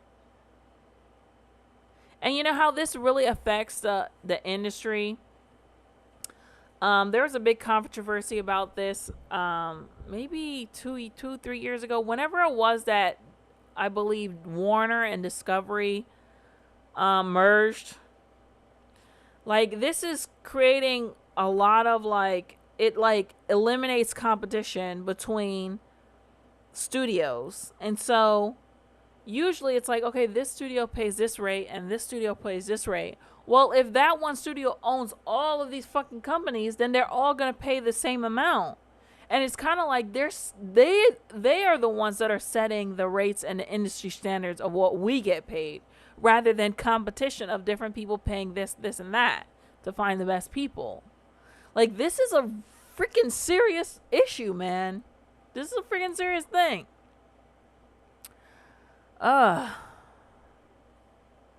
So, yeah, the idea that Disney might sell is top of mind for some Wall Street analysts.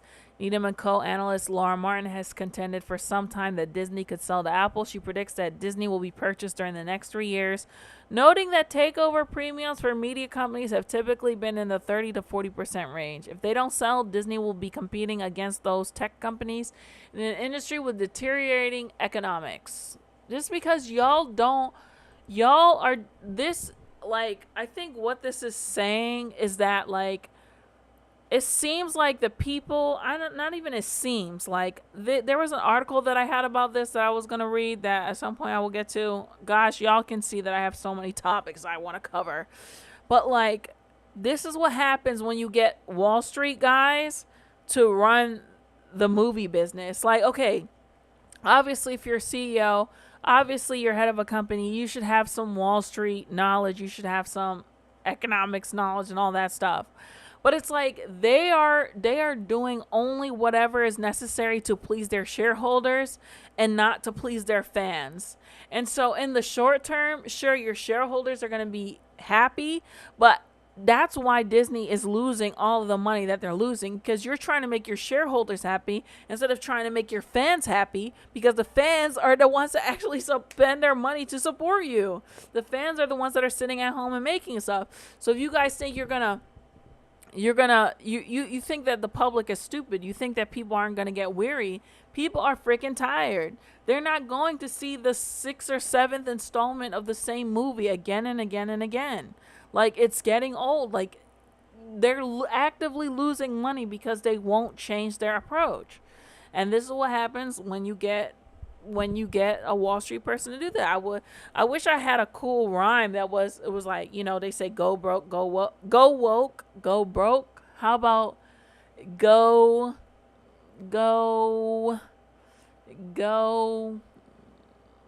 rich, you a okay, no, that didn't really work. Not go rich, you a go to Wall Street, you gonna be on the streets. I mean, it was funny to me, okay? I'm not saying that it's the most creative thing I've ever come up with, all right? But it's a problem. There needs to be a phrase. I'm going to think about it. I'm going to think about it between now and my next stream. Not go woke, go broke, but go corporate, whatever, what happens. Go elites, you on the streets, okay? Go shareholder, life's about to get a little bit colder. I don't know, something. I'm gonna come up with something, okay? All right, so everyone is so bullish on the deal. Any deal that Disney makes would be sure to invite tough scrutiny from the Biden administration, which has been aggressive in suing to prevent really. And see out here, I'm saying that the FTC isn't doing enough, but Joe Biden is apparently suing people.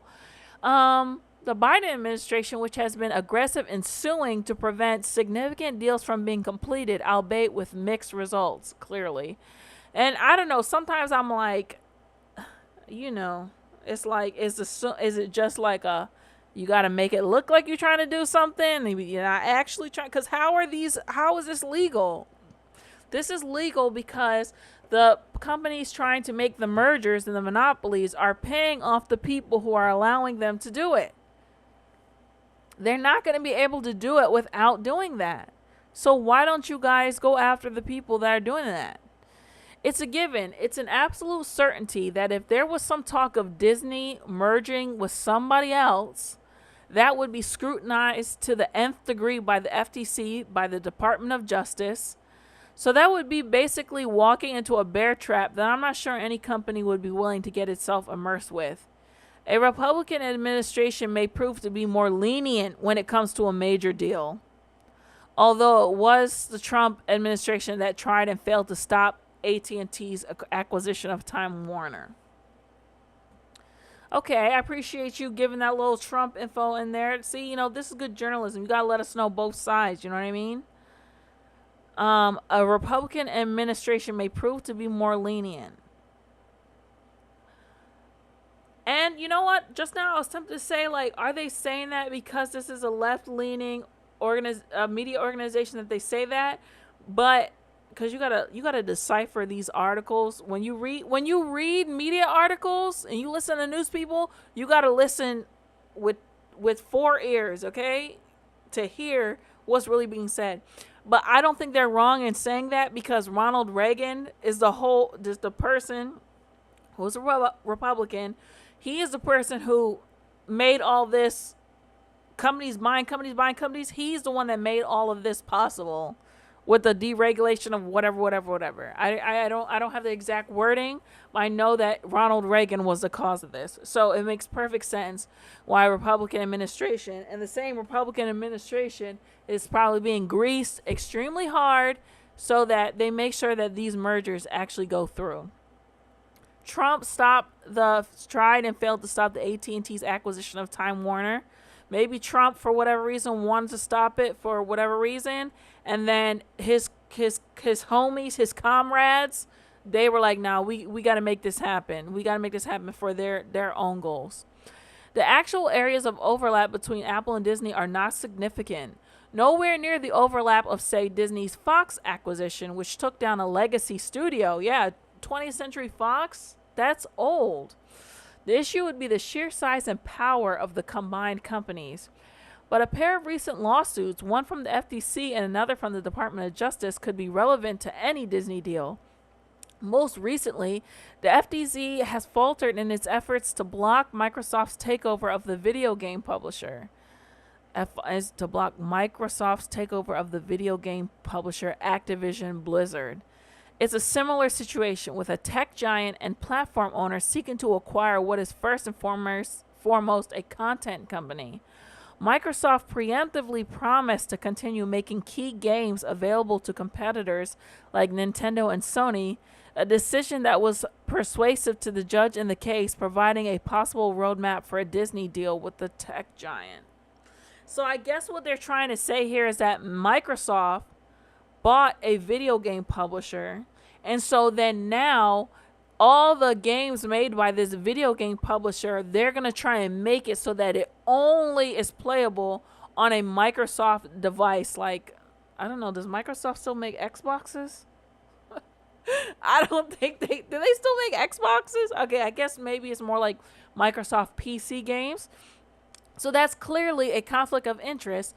If Microsoft buys a huge video game publisher and they're saying your games can only be available on Microsoft, that's going to force people to have to buy Microsoft in order to play those games.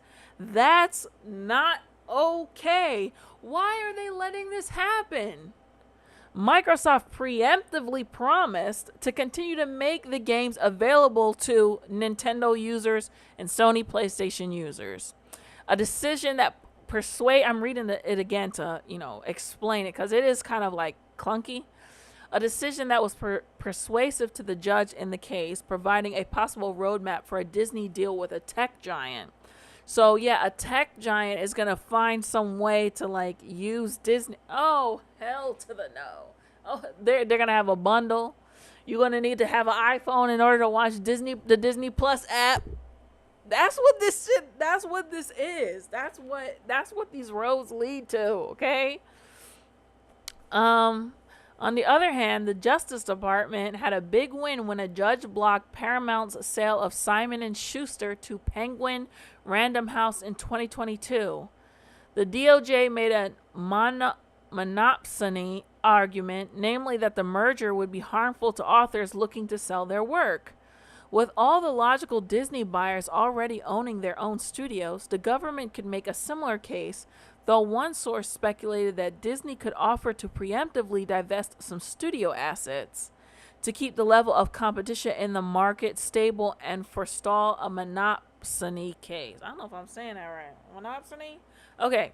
So they're saying Disney could divest. So they own 20th Century Studios, but they could divest, get rid of 20th Century Fox and Searchlight Pictures in order to be acquired by Apple.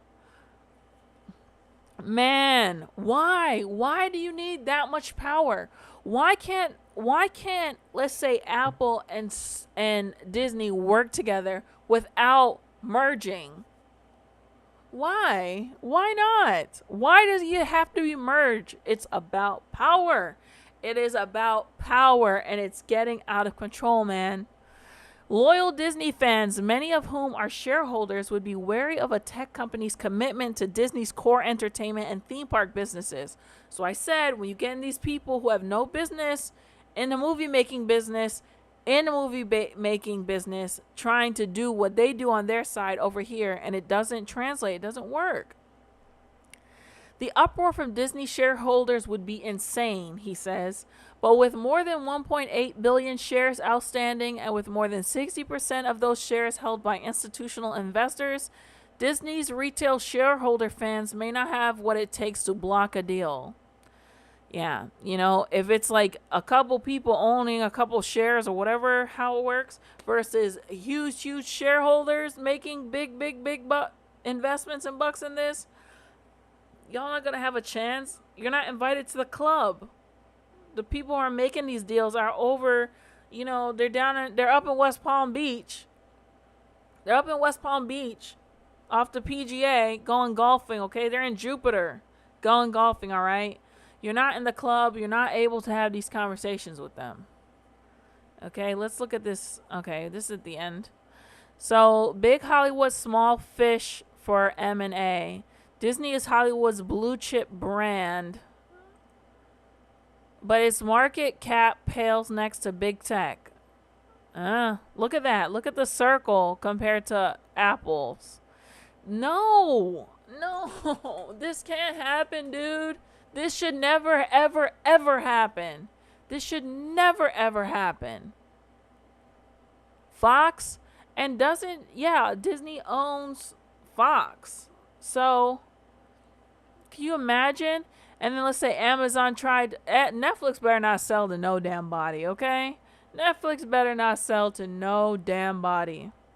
Netflix needs to keep doing Netflix thing and mind Netflix ass business, okay? The second they try and sell, they're going to be in trouble. All right, so finishing this up, there's one person who has been thinking about a deal between Apple and Disney for years. In his 2019 memoir, The Ride of a Lifetime, Iger wrote extensively about his friendship with Jobs, who financed and helped create Pixar and sold it to Disney in 2006. Iger wrote about his friendship with Jobs, who financed and helped create Pixar. Okay, before there was a pandemic, before he returned from retirement to manage a Disney facing enormous challenge, Iger wrote, I believe that if Steve were still alive, we would have combined our companies or at least discussed the possibility very seriously. Go to hell, Bob Iger. Go to hell. And you know what? We need to see this man's face, because you need to know, a lot of these CEOs that are controlling our entire fucking world, most people have no idea what they look like. We need to look and know what this man looks like, okay? Oh, look. Are they golfing? I thought this was a golf thing. We need to know what these people look like, okay? We need to know. This is his face. Just looking. Just looking. Just so that you know who is in charge of everything. Okay?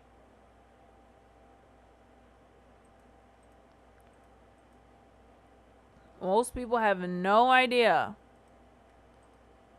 And we can finish out on that amazing clip of him talking about how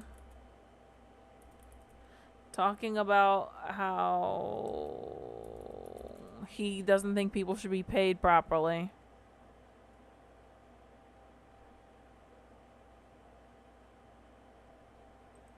We are joined by Bob Iger, of course, the CEO of Walt Disney, of Disney here in Sun Valley. Thank you for being here. Morning, Dave. Good morning. Welcome. All right, let's start off with that news. Joe Kernan was asking a couple of questions about it as well. Why are you staying? Well, let me start with the fact that I did like retirement. I highly recommend it, by the way. You're never going to get to it, Bob. Well, I mean, you did it for 11 months, and that was it. It was a good 11 months. And I came back to the company at the request of the board. It's a company that I started working at in 1974, 49 years ago when it was ABC, and we became part of Disney. And I obviously have deep passion for the company and the business. I care a lot about the people. After coming back, realized that the company was facing a number of challenges, some self-inflicted, some caused by changes in the business, and large-scale disruption of certain parts of the business. And while a lot of work has been accomplished in the 7 or so months that I've been back, the board believed, and I agreed with them, that there was a lot more work to do. And the timetable that we initially established, which was 2 years, seemed like it was putting undue pressure on us, even though we're getting at the work really quickly, but to accomplish everything we want to accomplish. So part of it was designed for continued stability and continuity, and also to give a team of very talented executives who work with me time not only to help me through what is a challenging period, but to develop themselves. Yeah. Wait, I'm trying to find the clip where he says he can't pay people.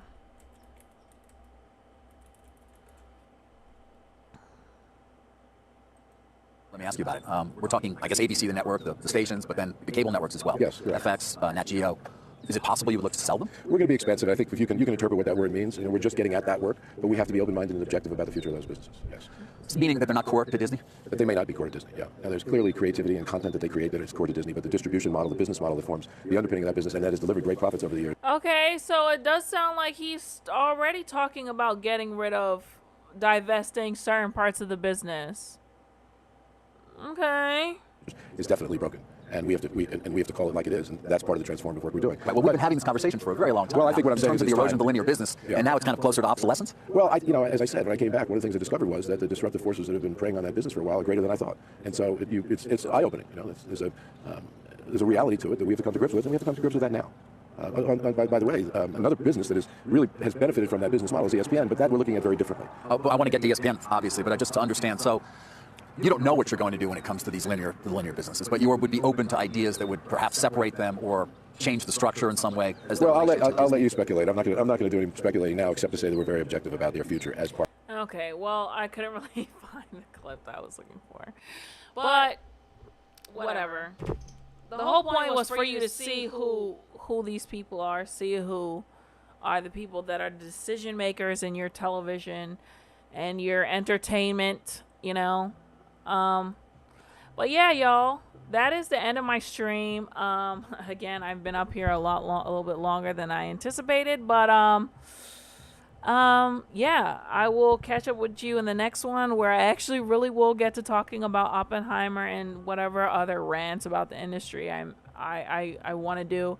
It's like, it's so hard. I have so much stuff that I read and like study and watch from the entertainment industry, so it's always just something that's coming out. But anyway, yes, please leave a comment, rate, subscribe. Let me know what you think about this video, and I will catch up with you in the next one. Peace out.